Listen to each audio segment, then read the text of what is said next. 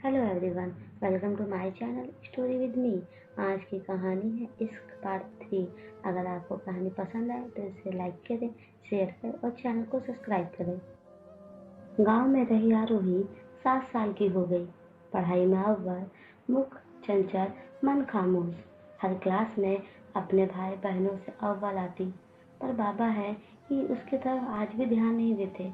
मन में दबे सवाल अब उसके मन में ही रह जाते।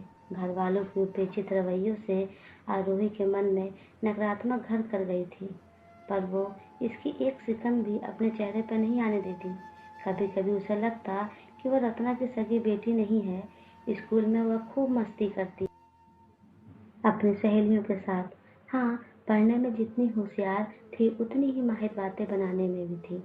आज उसका अर्धवार्षिक परीक्षा का परिणाम आया था। उसने क्लास में पहला स्थान प्राप्त किया था।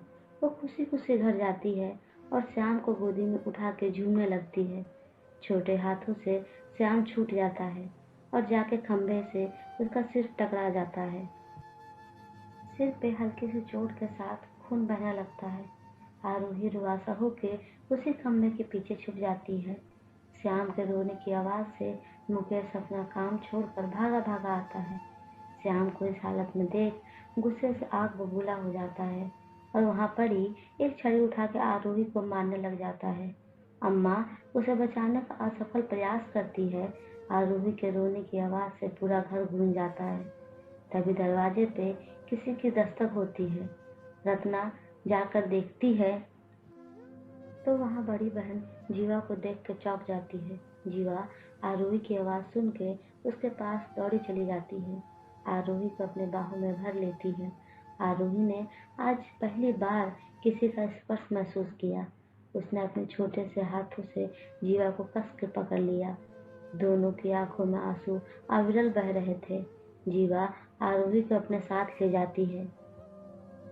गांव से दूर अपने शहर में बस में बैठी आरोही शहर की चकाचौंध वाली दुनिया देख ठगी सी रह जाती है। जीवा आरोही की मासूमियत देख उसे फिर से बाहों में भर लेती है।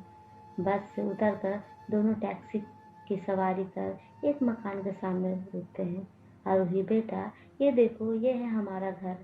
आरोही को लगा जैसे वो सच में एक ममतामयी मूरत से बात कर रही है। आज से पहले इतने प्यार से कभी किसी ने उससे बात नहीं की। घर साधारण था, पर उसके गांव वाले घर से काफी बड़ा था। एकदम व्यवस्थित। ऐसे लग रहा था जैसे बरसों से ये ऐसे ही पड़ा है, साफ पर वीरान। मासी, यहाँ क्या आप अकेली रहती हो? मासी नहीं, माँ कहो मुझे। ठीक है, आज से आप मेरी मासी माँ, कहते हुए आरोही जीवा को बाहों में जकड़ लेती है। आरोही और जीवा दोनों अपनी दुनिया में खुश रहना सीख जाते हैं। जीवा तो आरोही का साथ पाकर इतना प्रसन्न होती है कि उसके पिछले सारे गम धुंधले पड़ जाते हैं। शेष अगले अंक में। धन्यवाद।